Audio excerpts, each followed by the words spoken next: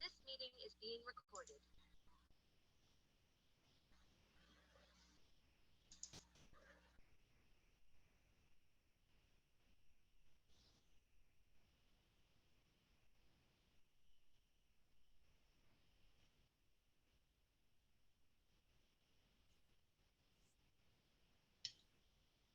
Okay, Chris, whenever you're ready, if you'd like to start the presentation, Okay, you're welcome to sure. begin.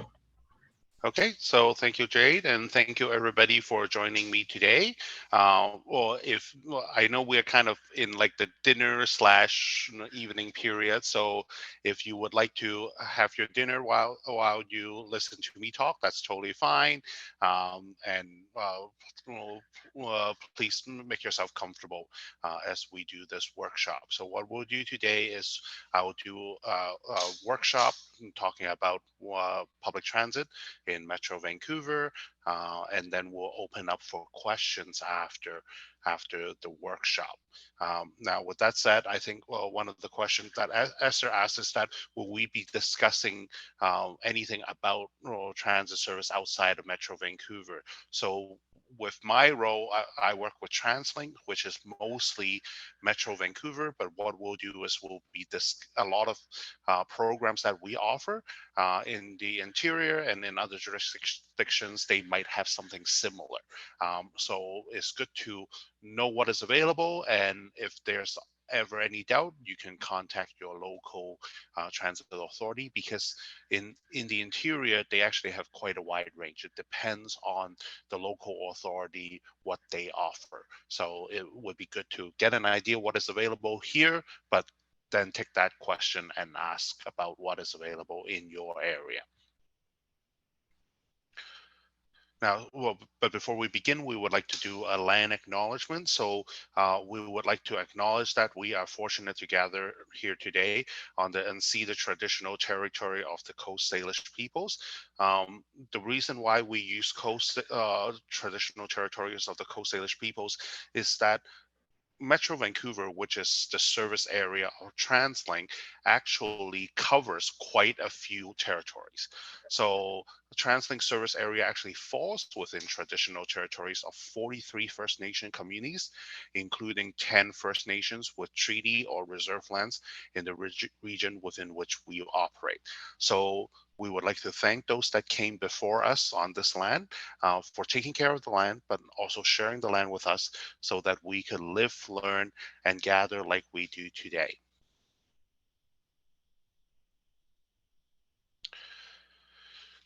Now, so for a lot of you, it depends on how familiar you are with transit.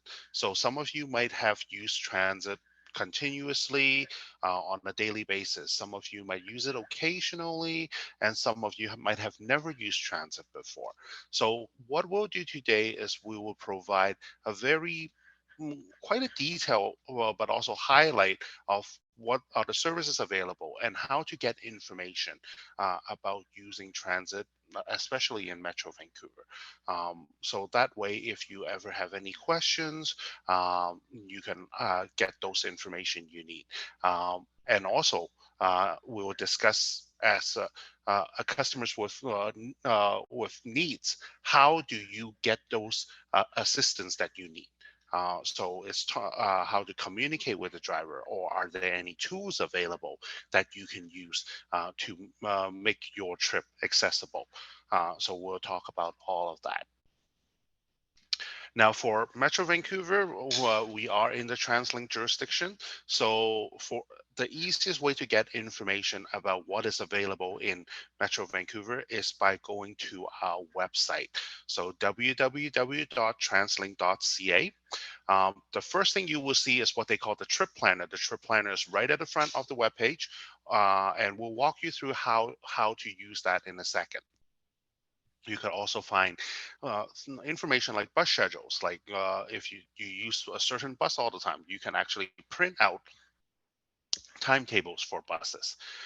There are also news about some of the major projects that are coming up. So some of you might have heard that there might be expansion on SkyTrain coming, or there might be expansion on bus service coming. So those are all information available on our website as well. But one of the things I do want to point out is, especially for customers that might need to use accessibility equipment, is transit alerts. So transit alerts, what it is that they give you information about what is currently not working properly on the system. So, for example, if there is a detour because of a construction, so let's say you use a regular bus route, and but because of a construction, they have to detour on the bus. So they will let you know ahead of time, so that way you are aware of that information. Or for anyone that use perhaps SkyTrain, because SkyTrain there are elevators and escalators. So, but there are times, especially in some of the older stations, that the elevator or escalators might be under maintenance, or it might have broken down. So they will put that information on the website to let you know ahead of time. That way you could prepare for that and look for assistance and learn how to mitigate, how to go around these kind of barriers. Now, if you have access to the website, of course, you can just do that. But what if you don't have access to the website? What you can do is you can also call our customer information line at 604-953-3333. You could call that number most of the day, pretty much every day. We are open 365 days a year, uh, and you could call pretty much as long as SkyTrain is open. There will be somebody there to pick up the phone. So you could call as late as 12:30 or 1 o'clock in the morning. Most of the time you'll probably be asleep by then, but if you ever do have a question, at that burning question at that time, yes, you can call us and ask us that question as well. But that's also a place to share comments. If you have any suggestions, or you had an experience that you would like to share with us, that's also the number to call as well. Now, but let's quickly walk through the trip planner. So with the trip planner, it's actually quite easy to use. All you have to do is let us know where you're going from and where you're going to. Now, if you have the address, so for example, if you're leaving from your house, you know your own address, you could put your address in. But let's say you're going to a new place. Let's say you're going to a sporting event, you're going to a competition, and you don't know the address of the venue, but you have the name of the venue. What you can do is you could type in the name of your venue. As long as the venue is available on Google Maps, it will automatically find the address and populate it into the search. So once you've put in where you're going from and where you're going to, you click Plan My Trip. Then they will show you different routes that is available. They will also show you a map that will give you kind of an idea of what your trip looked like. Now, or on the left, with the choices, they give you kind of a highlight. They give you around how long would it take from where you're at to where you need to go, and how many modes of transportation. But if, let's say you like one of the routes, so you could click into it, and it will give you detailed step by steps on how to make your trip. So it will tell you how long do you have to walk or to the bus stop before you get there. What time do you have to get there? Where do you transfer? It's like a plane ticket. They give you step by step. So that way you can actually plan out your trip. So if you have a cell phone, you could take a picture of that. If you have a printer, you could print it out. Or if you don't have any of those options available, you can also call us at 604-953-3333 when you're on your trip. And you can ask them, I'm now standing at this location. How do I get from here to where I need to go? And they can walk you through that as well.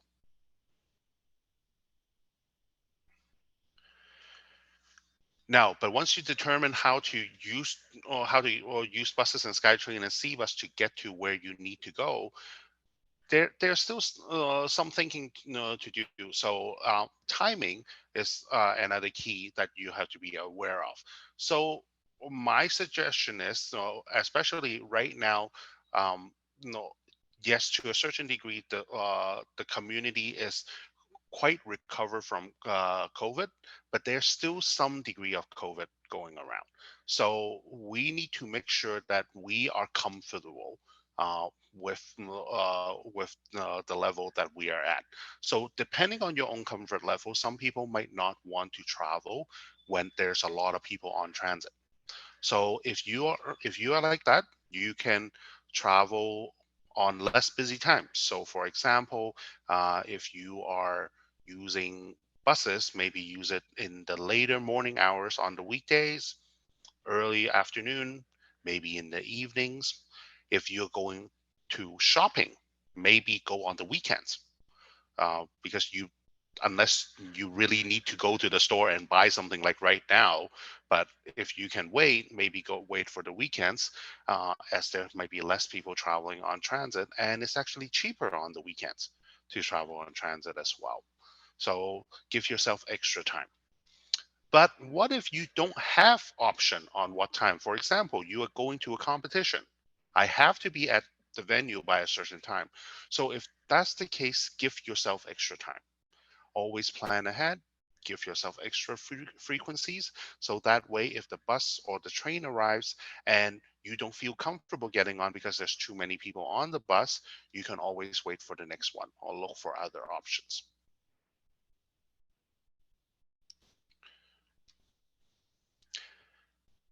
Now, if anybody's wondering, this is a picture of a bus wearing a mask. So some of you will probably ask, and some of you probably heard this before, and have a question: do you actually have to wear a mask right now on transit?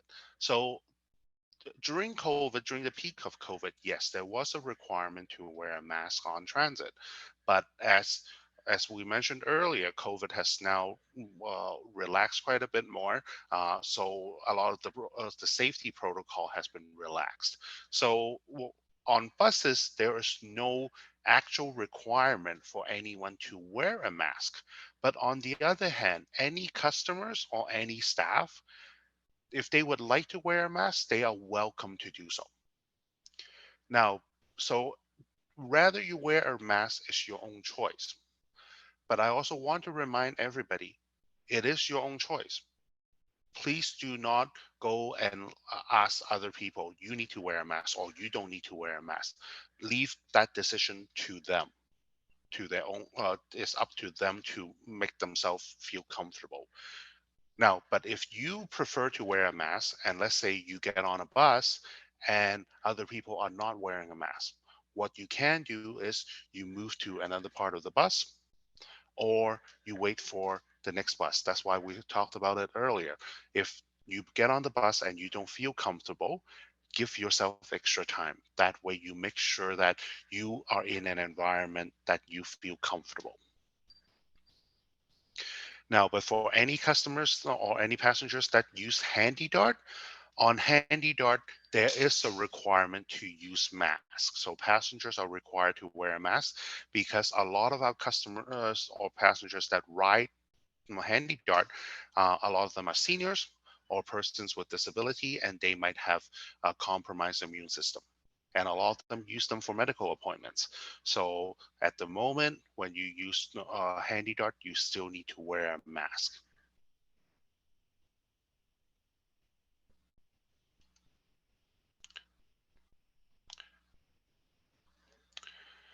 Now, so in Vancouver, this is in Metro Vancouver. What is exactly Metro Vancouver? So Metro Vancouver actually include quite a few cities.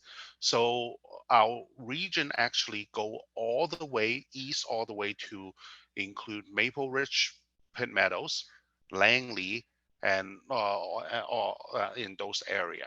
So the border is kind of before Abbotsford, and so anything west of Abbotsford. We go pretty much all the way to the border, onto the U.S. border, and then to the north, we actually go all the way up to a small place called Lions Bay. So we actually have transit service within that entire area. But what we also have is in Metro Vancouver, we also have a zone system. So when you buy a bus ticket, it doesn't really depends on how far you travel. It actually depends, amazingly enough, on how many colors you touch when you travel. So what do I mean by how many colors you touch? Basically, what we did was we divided the Metro Vancouver area into three zones. So think of it as three different colors. Basically, what happens is as long as you travel within one zone, within one color, no matter how far you travel, you could be traveling between two blocks, or you could be traveling from one end of the city to another end of the city. As long as it's within the same zone, you only pay one zone. That's the cheapest fare you can pay on transit. But as soon as you ride SkyTrain, so in Metro Vancouver we have SkyTrain, as soon as you ride SkyTrain from one zone into another zone, even if you travel only one station between one stations, you still have to pay two zones.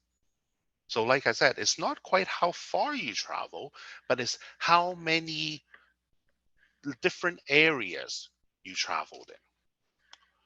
So as long as you touch two zones, you touch two colors, you pay two zones.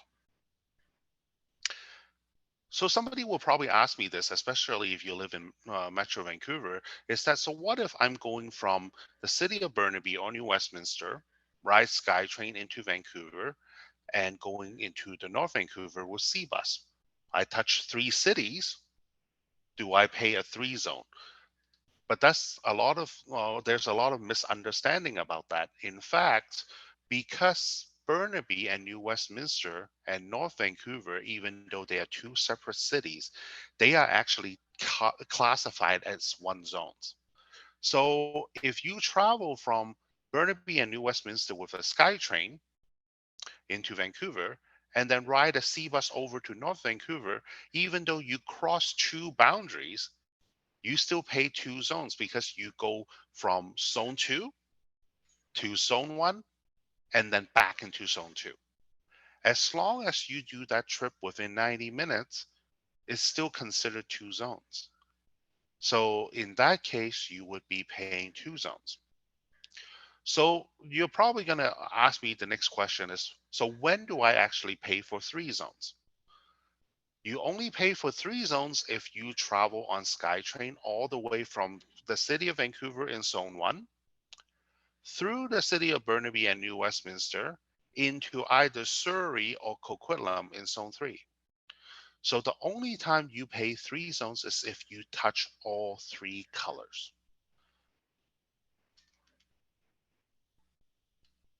Now, there are also ways to save money, even if you travel across the city.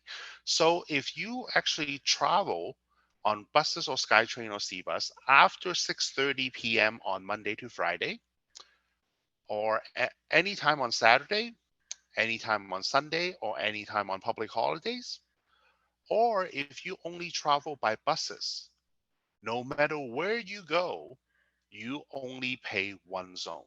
So that's the cheapest fare you can pay. So remember, in the first few slides, I mentioned if you travel on the weekend, it's actually cheaper because if you travel on the weekends, you only pay one zone and you could go anywhere in Metro Vancouver.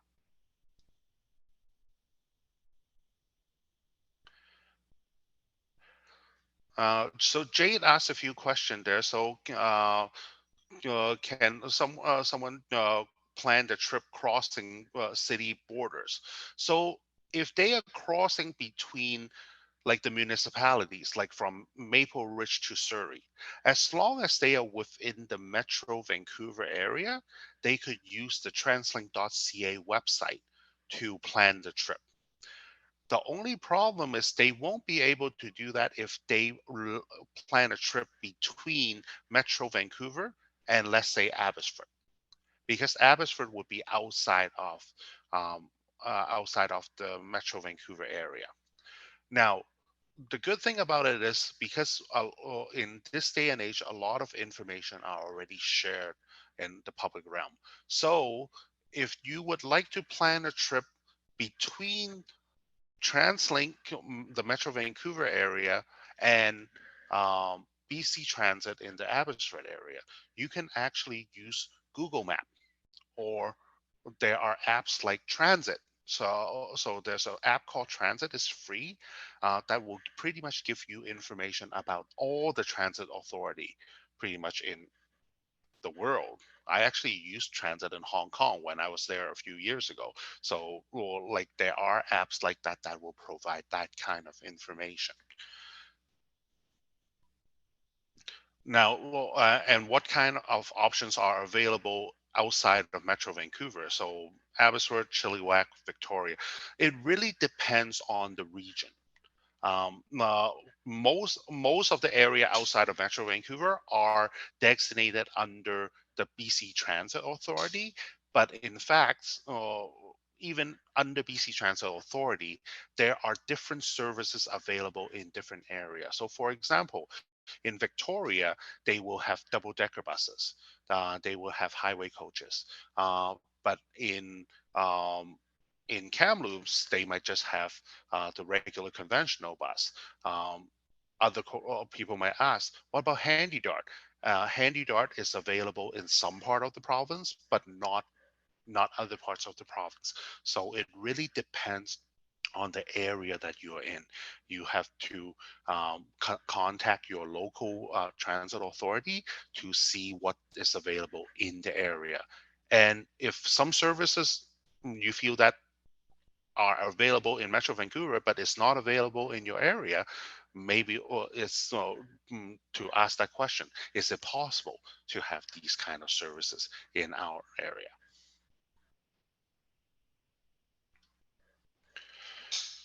Now, so when you travel on transit, you have to pay a fare. So in Metro Vancouver right now, as I mentioned earlier, there are three zones. So and we actually have different criteria, different levels of payments. So as an adult, what you can do is you could either pay by cash or you could pay by what they call the Compass card. So with a Compass card, you actually save a little bit of money because they give you a discount, and you could transfer between buses, SkyTrain, and SeaBus over in 90 minutes. So, and we mentioned earlier, it depends on the zone that you travel. So, for example, if you use a Compass card as an adult between the age of 18 to 64, you would be paying $2.50 for one zone, $3.65 for two zone, and $4.70 for three zones. But if you are between the age of 13 to 18 or 65 and older, so between teenage years and seniors, you can use what they call the concession card, the orange card. So it's slightly cheaper. One zone is $2.05, two zone is $3.05, and three zone is $4.15. And anyone under 12, they travel for free.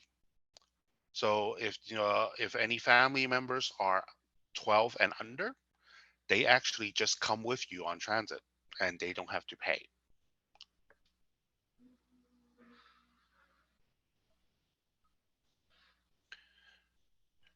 Now, if you live in Metro Vancouver, it's actually recommended that you buy what they call a Compass card.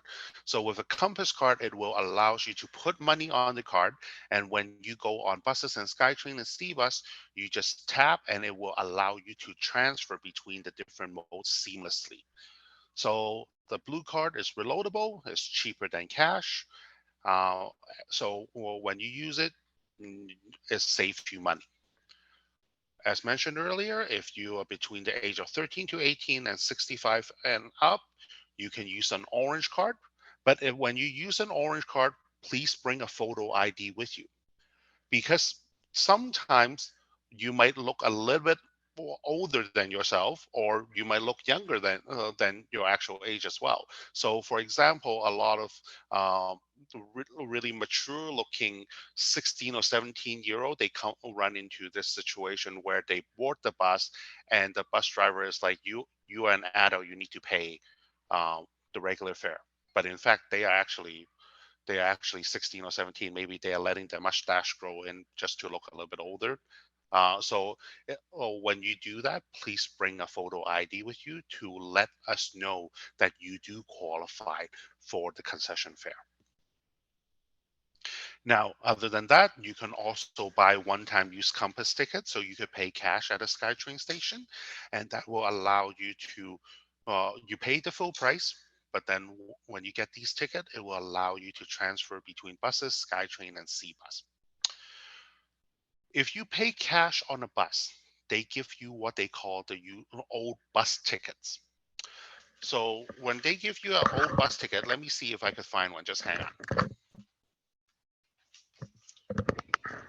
So they will give you something like this, like the old style bus ticket.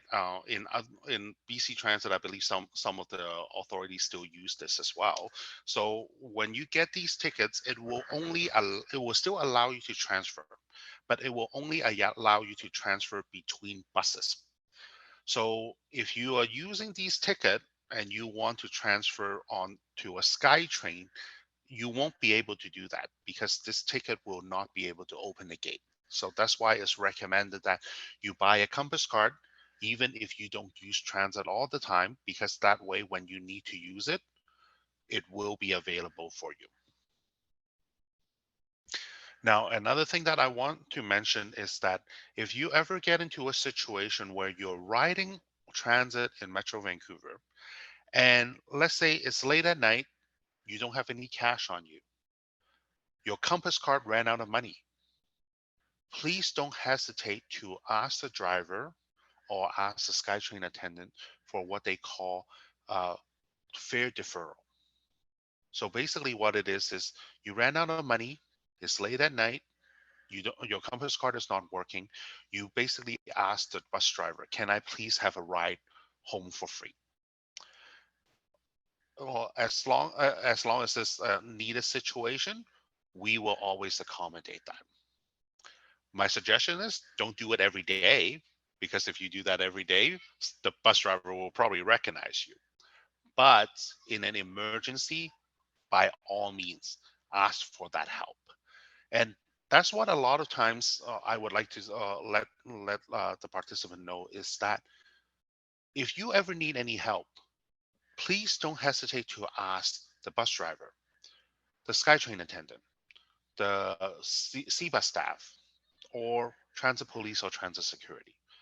A lot of times they will provide the assistance, but you need to let them know what your needs is.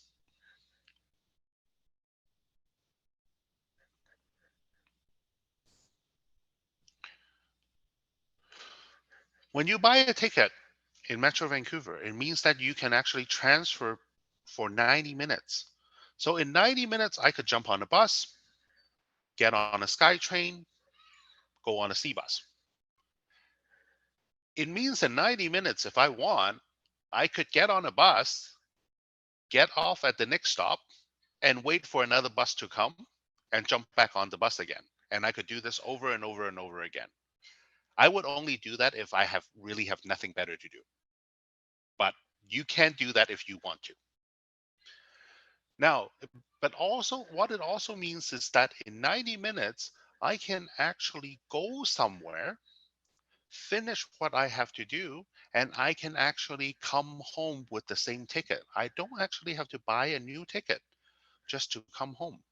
So for example, if I'm going to the local store to buy something, I could ride the bus there, go to the store, pick up what I need, and then when on my way back, as long as it's within 90 minutes and I could get back on the bus, I could ride the bus back and I don't have to pay again. As long as you get back on the bus or get into the gates at SkyTrain station or C-Bus before 90 minutes, you can finish your trip. And you could finish your trip after 90 minutes. You just need to be on the vehicle. But of course, if you don't get on the vehicle by 90 minutes, you actually have to buy a new ticket.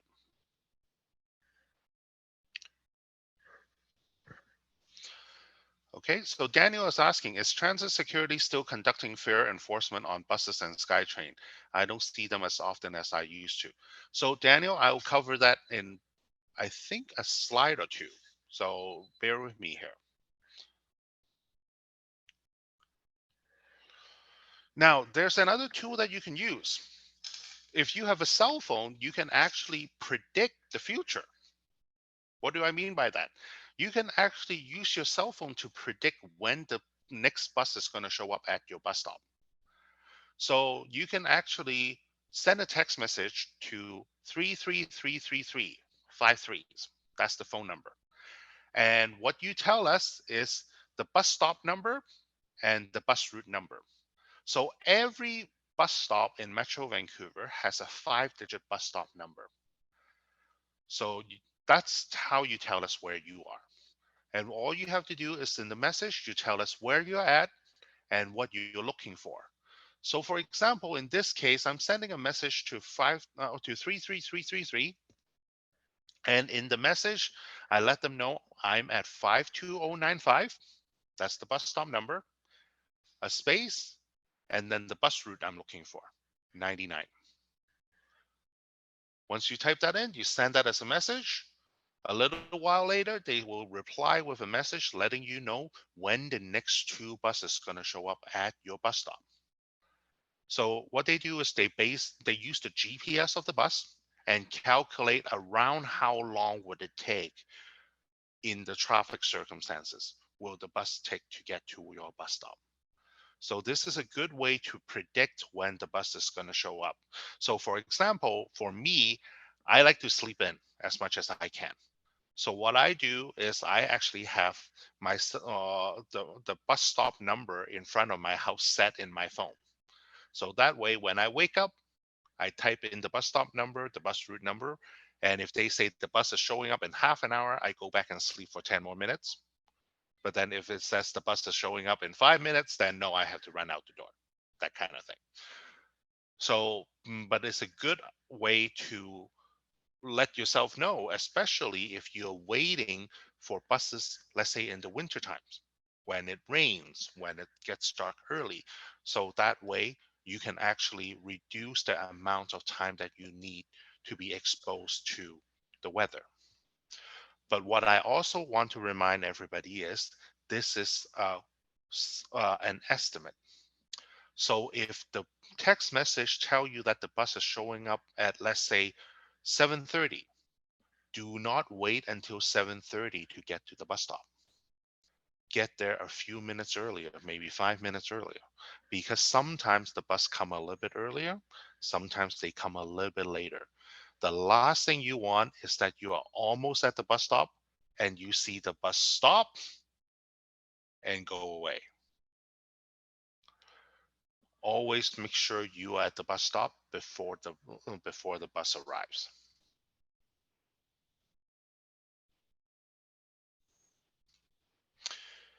Now in Metro Vancouver, we're actually quite lucky, and actually, to my understanding, with a lot of the buses in BC Transit, they also have this equipment.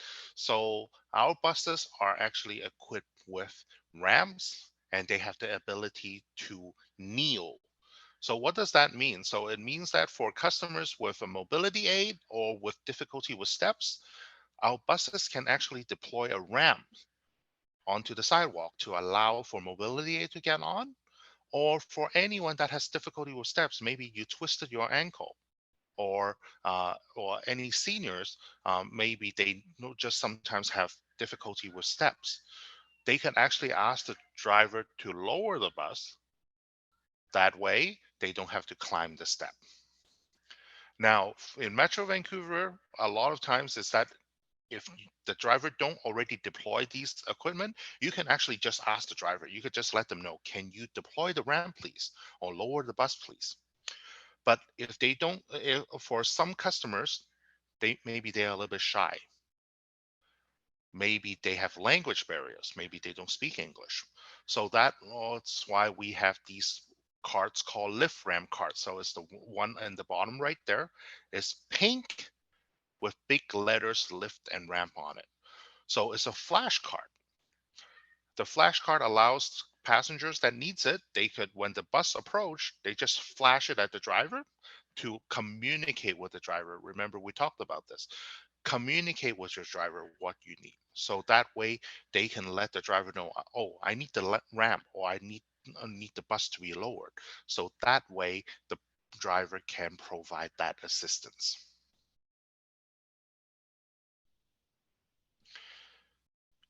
Now in Metro Vancouver, we also got priority seats on our buses, and I think a lot of our buses in other jurisdictions have them as well. So who are customers that can use priority seats? So priority seats give priorities to people with disabilities and also seniors, pregnant ladies, and also young children in strollers. But does that mean these are the only people that can use the priority seats? Note that these are called priority seats. They are not reserved seats. So they are given priority to customers with different needs. But anyone can sit in these seats.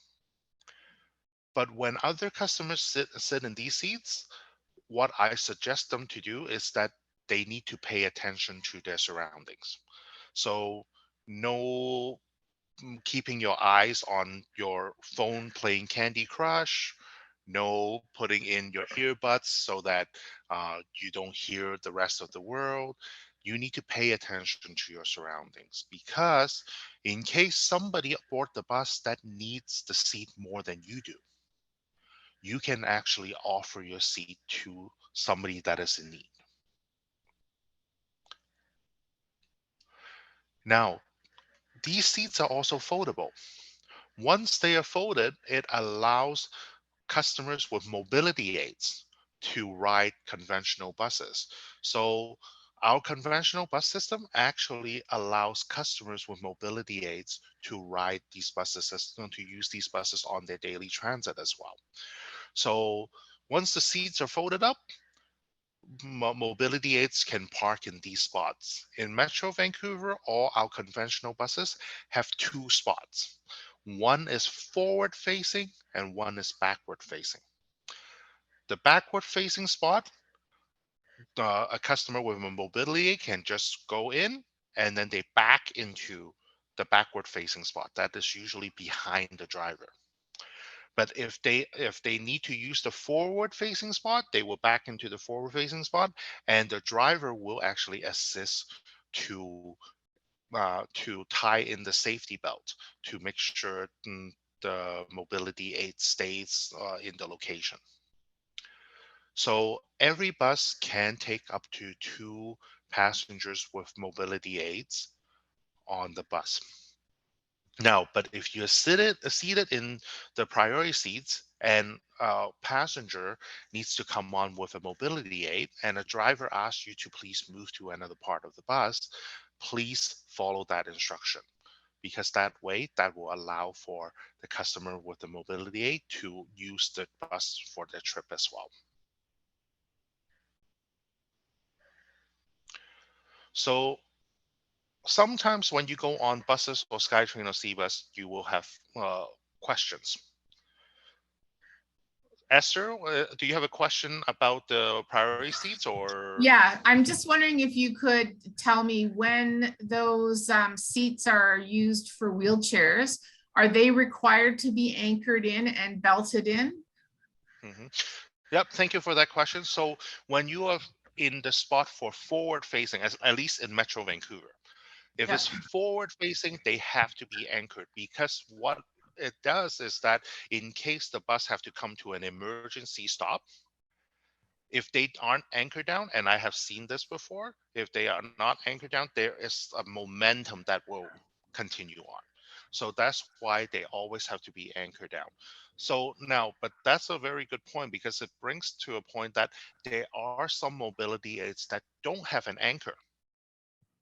So when you use the mobility aid on transit, you need to make sure that they have a spot where they can anchor in case you are in the forward facing spot.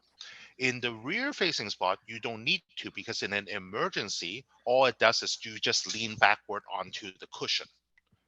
So there's a cushion behind the driver's seat, and that way you just back up to the cushion and you won't fall over. So that's why and that's the benefit of the rear facing spot, is that customers in the rear facing spot, they can actually get out without the assistance of the operator. So a lot of customer in mobility actually prefer that, because they have the freedom to leave whenever they need to. Whereas if you're in the forward facing, you actually need the driver to come and unbuckle you. Can I ask one more question? Of course. In the in those wheelchair spots, do the people have to enter, or they enter in the front? Do they have to enter out of the front as well? Oh, you mean exit? Yeah, Yes. sorry, exit. So, Yeah. yeah. So with those spots, because the odds is you will be using the ramp or the lift, so you will be exiting from the front, because in the back there's no ramp, and they have no ability to lower. So if you're in a mobility aid, you will be using the front either way. Can you tell that I'm somebody who's never used transit? That's okay. A lot of people actually think that when actually a senior asked me the other day, do I still need to climb the 3 steps to get on a bus? Like the old buses with the 3 steps. Yeah. We haven't had those buses for years, but that's the thing. Unless you used it, that's the idea that you still have. So that's why it's important for us to have this kind of discussion, is to let everybody know that, guess what? There are equipment available, and there are procedures available to assist customers with different needs. Yeah, I think this would be a really important conversation for you to have with, I work for the Family Support Institute, and we have a lot of families with disabled children, and they come to Vancouver for medical appointments, and they spend extended periods of time there between appointments, and they're really confined to the hotel that they're in, or the Ronald McDonald House or something like that, because they can't go anywhere because they don't have transportation available to them. So this is really good information for them to have. So Esther, let's connect afterwards, because Yes. we would like to do something like this for them as well. Yeah, that would That's be good. greatly appreciated. Yeah. Okay, let's go back to the workshop. So when you travel on transit, a lot of times you will have questions. So, or you will have needs that you will need some assistance. So our staff is here to help. So who can actually help you? So of course, on a bus, the best person to ask for assistance would be your bus driver, bus operator. You can actually ask your bus operator a lot of different questions. So you could, for example, you could ask them, will this bus take me to exactly where I need to go? But don't ask them, where does this bus go? Let them know I need to, let's say, go to Stanley Park or Metrotown. Give them the specific destination. That way they can tell you, okay, this bus will take you there, or no, this bus won't, but this is the number, this is the bus that you need to take. You could also ask them if you need extra time to get on the bus or get off the bus, or like I said, if you need the ramp to come down or the lift to come down. So that way you can ask for those assistance. So Daniel, you asked me about transit security. So transit security are also on buses. I know sometimes you don't see them, but a lot of times they are in like a heavily densified area. So for example, in Surrey, they would be in like Newton Bus Exchange, in the boundary corridor, you would see them quite often. So transit security are a lot of times at these locations, and they do provide assistance as well. But as Daniel asked, sometimes they actually come on the bus to check fares. So they would come on the bus and just ask everybody to show them your compass card or your bus ticket. When they do that, please don't be alarmed. There's nothing to worry about. As long as you bought your ticket, you are good to go. So when the transit security come up, you show them your ticket, they will check it. You're okay, no problem. Now, what if you didn't buy a ticket? If you didn't buy a ticket, it's still no problem. But what they will do is they will give you a present. It's called a fine ticket. It's $170 something that you have to pay.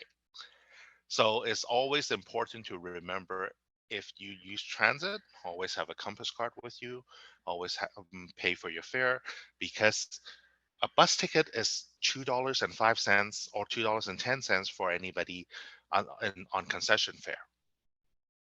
That's like 100 ticket before you get to a fine ticket cost. So it does add up. So always have your fare with you. Now, a lot of people might not know this. You can actually ask a bus driver to stop anywhere along the bus route, on a regular bus route, after 9 p.m. What does that actually mean? It means that, let's say your house is between two bus stops. You can actually ask the driver to stop in front of your house to let you off the bus after 9 p.m. Now, most of the time I would be asleep by then, but if you do travel on bus, let's say you go to a party and it's later at night and you're coming home, you can actually ask the driver, please stop in front of my house. And as long as it's safe to do so and it's on a regular bus route, the driver can help you with that. Now, but what they won't do is, if you are on a double decker or a highway coach, they won't do that. If there is not a safe place for them to stop, so let's say you're on the highway or on the freeway, they can't do that. And if your house is a block away from the regular route, no, they will not drive down to your street to let you off the bus.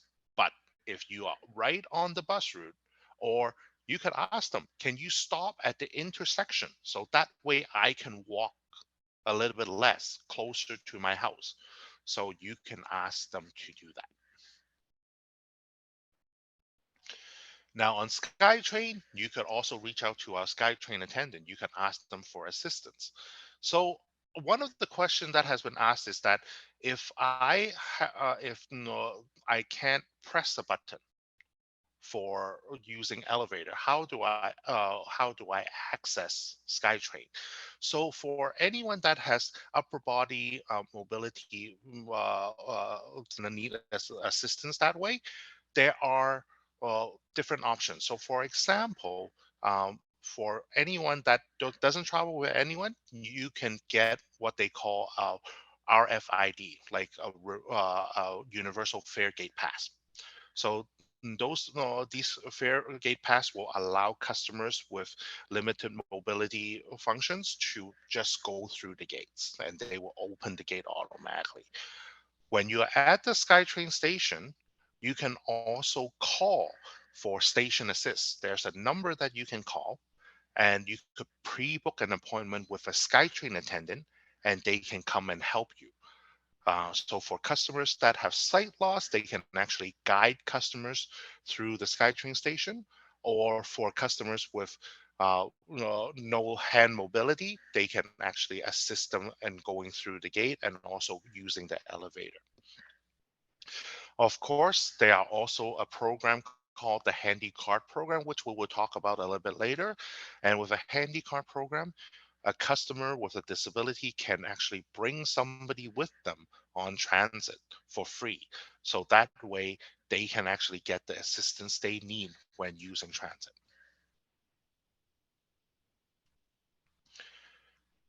Now, on our C-Bus, we also got C-Bus crew. You can ask them for assistance. And sometimes you always will also see transit police. So transit police are on SkyTrain and buses and C-Bus, and they will provide assistance as well.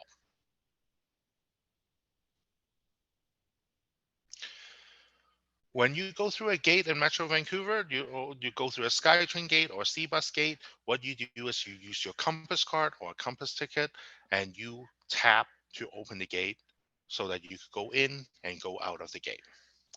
What you do is you take your card, preferably on your right hand, and you tap on the blue circle on the right hand side. There's a reason why I say right hand. So if you look at the gate right there, there is actually a reader on the left and a reader on the right. If you tap on the right hand side, it will open the gate in front of you. And there's no rush to get into the gate. So let's say you're in a mobility aid, you would some customers would worry that, oh, I might be going through and the door will slam on me. The door actually won't close until you break all the sensors through the gate. So take your time. There's no rush to do that. Now, but what if you go in through this gate and you tap on the left hand side? If you tap on the left hand side, you will hear a beep, but you will notice that the gate in front of you did not open, and it actually opened the gate left of you. So if it's not very busy, you can just move over to the gate to the left and you could just go into the gate. But imagine you going through in the morning rush hour when everybody is going to work. By the time that you get to realize that your gate did not open, somebody probably already walked through your tap. So in those cases, as long as you tap your card, it's okay. You can follow somebody through, or you could wait until your card reset in a few minutes and you could tap your card again. So Daniel asked, I noticed on the door it says call a number as also shown in the presentation. I am assuming for people with mobility challenges. So on the gates, yep. So on the gates, there's a phone number that you can call if you need them to remotely open. You can actually call that number, and that's the station assist. Yes. Now, but some of you will probably tell me this, that I went to a SkyTrain station. I tried to look for a SkyTrain attendant, but there's no one to be found because sometimes they might not be at the SkyTrain station. And a lot of us probably know by now is that SkyTrain in Metro Vancouver is automatic. Nobody drives SkyTrain. Ooh, that's kind of scary.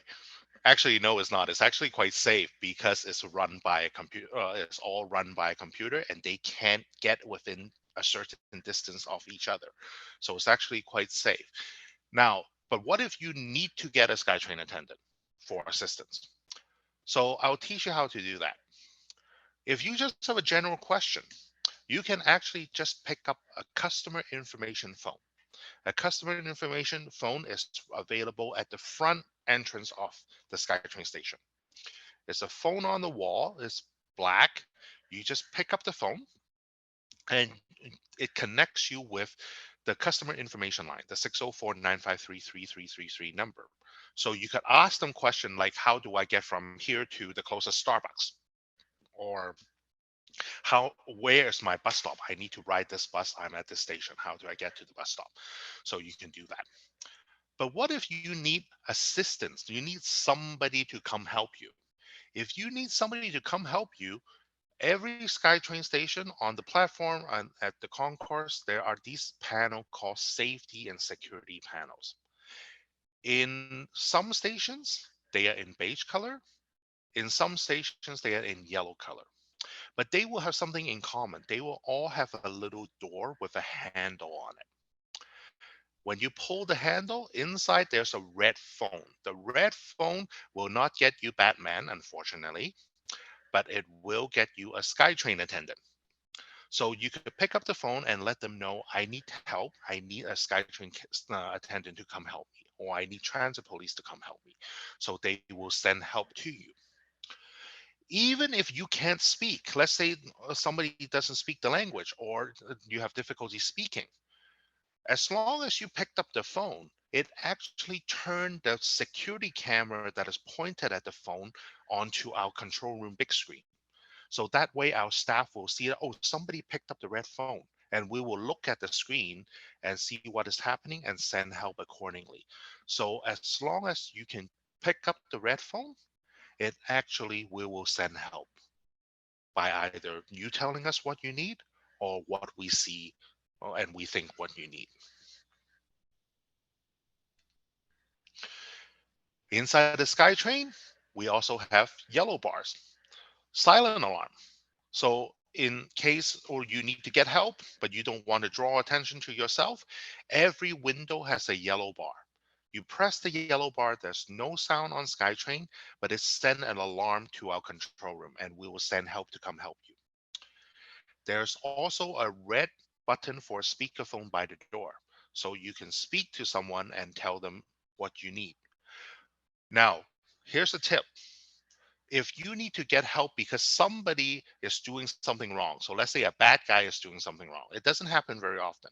But if it does happen and you want to call the police, you would be pressing the yellow bar, not the red button, because the yellow bar sends no sound. So nobody knows that you press the yellow bar. So when you get to the next stop and it's safe to do so, you get off the train and they will send help to the train. The reason why is you press the yellow bar is that you don't want to draw attention to yourself. So that's why you press the yellow bar. But let's say, for example, it's a medical emergency. Somebody needs help because of a medical situation. That's when you use the red button, because that way you can just talk to them and let them know somebody's hurt. This is what we need and go from there.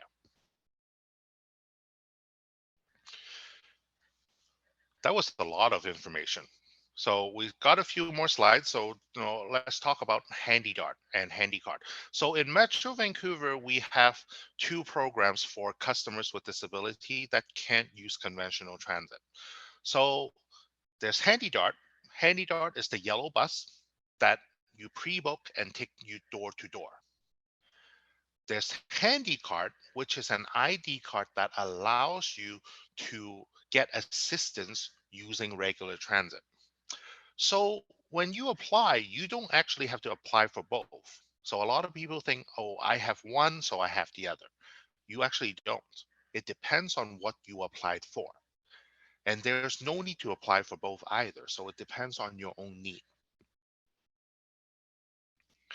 A lot of people also have a misconception that with Handy Dart, I can only take it from my house to see a doctor. But in fact, you can actually use Handy Dart to go to your favorite restaurant. I actually have seen people take Handy Dart to Canucks games and take them home after the game. You can actually use Handy Dart to go wherever you need to go, including if you want to take Handy Dart to transfer onto SkyTrain and C-Bus and regular buses. As long as you can arrange for that trip and you can manage that trip, we can deliver it.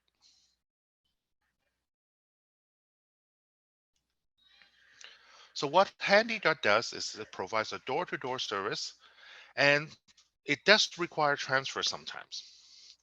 And a lot of people have the misunderstanding that Handy Dart is like a taxi. It's actually nothing like a taxi. It's still a transit vehicle, which means that when you go on Handy Dart, sometimes there will be other passenger on the bus. And it will take longer than you driving directly to where you need to go because they might need to drop somebody off or pick somebody up on the way.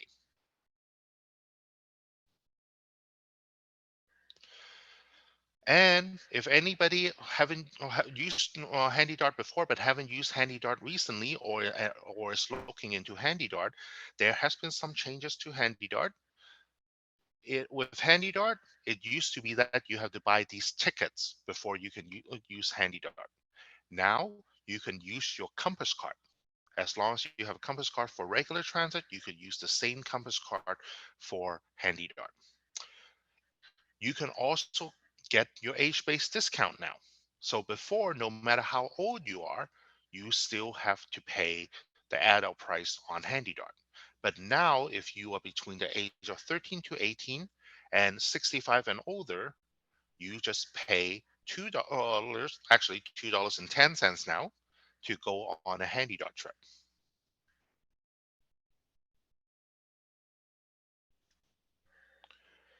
Now, but what about Handy Card? So Handy Dart is the program with the bus. But Handy Card is a card that will allow you to get assistance on using regular transit. But to qualify for a Handy Card, first of all, you have to have a permanent disability. You have to live in Metro Vancouver.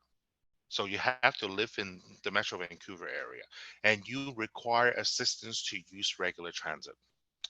But what HandyCard does is it allows customers that have the HandyCard to pay only concession fare to use buses, SkyTrain, and SeaBus, no matter how old you are. It also allows you to bring an attendant with you. So let's say you go to a SkyTrain station, but you need somebody to press the button for you at the elevator. You can actually bring somebody with you, and they don't have to pay to go on the train with you, so that they can provide that assistance. What it also allows is for customers that hold the card to buy what they call taxi savers. So taxi savers are half price taxi tickets. Each customer can buy a certain amount of taxi savers per month, and they could use them on a taxi trip, just like money. Now, but one thing I do want to remind everybody that is taxi savers are pretty like a last option venue, because taxis are still pretty expensive and you're still paying a lot of money even at half price. So if I can, I would use buses, handy dart, other modes of transportation. I would only use taxi savers when I absolutely have to. So Lisa asked, what are the qualifications to be able to use HandyDart? So in Metro Vancouver, to use HandyDart, you have to have a disability that prevents you from using regular transit. It doesn't have to be a permanent disability. You don't even have to live in Metro Vancouver. You could be coming in from Abbotsford or from Chilliwack. As long as you have HandyDart or eligibility in your home area, you can actually come into Metro Vancouver and ask for HandyDart rides. You just have to set up an account with us. So it's for anyone with a disability that prevents them from using regular transit. So a lot of people actually have the misunderstanding that, oh, it's to do with age. It's for seniors. It has nothing to do with age. All right. So we went through a lot of information. I know it's a lot to digest, but I got some tools that I could share with everybody that you can actually recap some of the stuff we talked about today after today. So for example, on our YouTube site, we got these travel training videos. We have 8 travel training videos in 7 different languages that basically cover everything we just talked about today. So you can actually go to our YouTube site, check out these videos, and review them at your own pace. We also got other tools available online, like a 360-degree virtual tour of a bus that you can check out. So what I'll do is I will send these link to Jade, and you can use these tools after the session. So that was a long workshop, a lot to digest, but I'm sure there are questions. So if anybody would like, you could type in your question in the chat, or you could turn on your mic and we could discuss some of these questions. Or if you have any comments, we can also take those I could also take those and bring them back to discuss with my colleagues.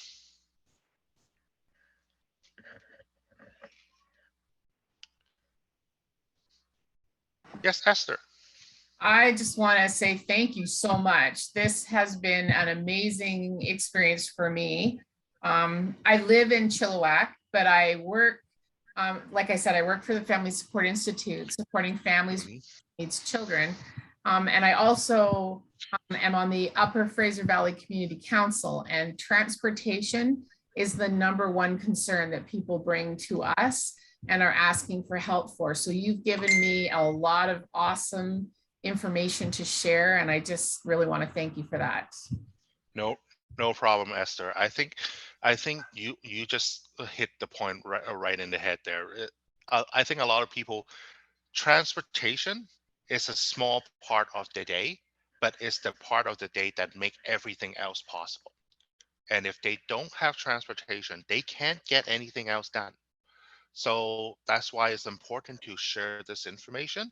And by all means, especially if you work with people that they might not live in Metro Vancouver, but they need to come to Metro Vancouver for appointments and things like that, we can always arrange for something similar to this and share that information with them. So I'll send you my email address in the chat, in the Okay. private chat, and go from there. Okay. Thank you. That would be awesome.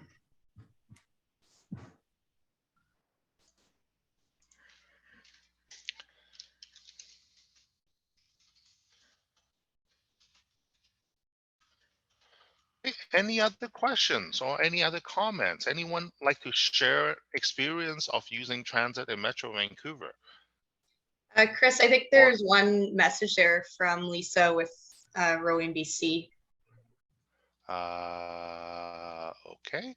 Rowing BC's Diversity, Equity, and Inclusion Committee is hoping to work on creating transit solutions for people to be able to get to Rowing Club. Do you have suggestion of who to talk to? So it depends on where is the Rowing Club's location.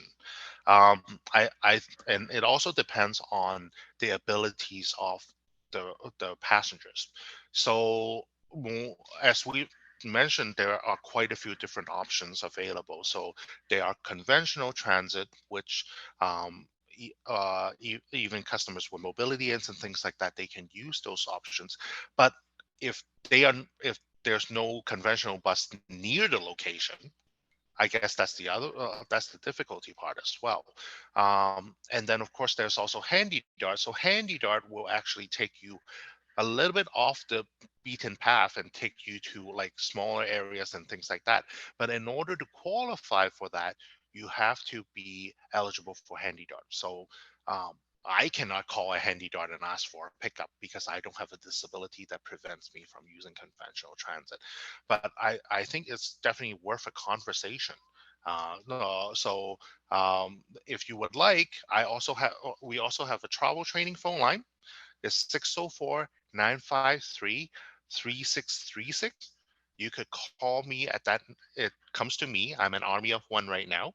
So you can call me and I'll just leave me a message and I can get back to you within 7 days. And we could discuss maybe what we'll do is I could get a better understanding of your needs and then find out who you will need to talk to and try to arrange for meetings that way. Okay. And Canby Kids Physio asks, is there a certain agency an individual needs to go to qualify for Handy Dart? Excellent question. No, there is actually no specific agency. So basically, yes, we just call them medical authority. So basically, any family practitioner, any uh, actually you could get a social worker as long as they can tell us they have a medical authority to tell us why they need to use and why they can't use conventional transit, be it that it could be a cognitive disability or it could be a physical disability. As long as they can let us know why they can't use conventional transit to travel, and as long as we can verify that, they qualify for Handy Dart.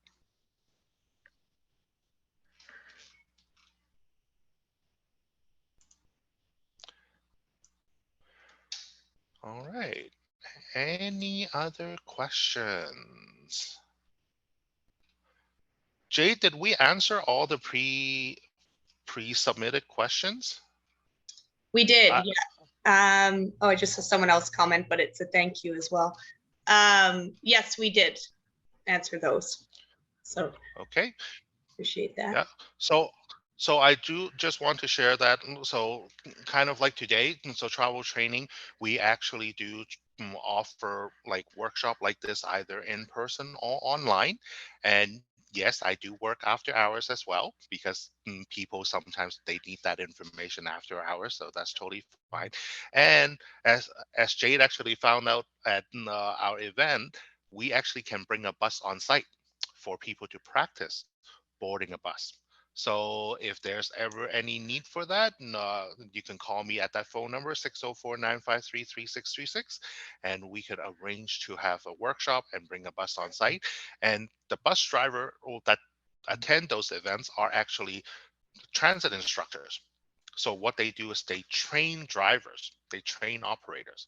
So they would know everything about how to get help, and they could give great advice on how to use the transit system.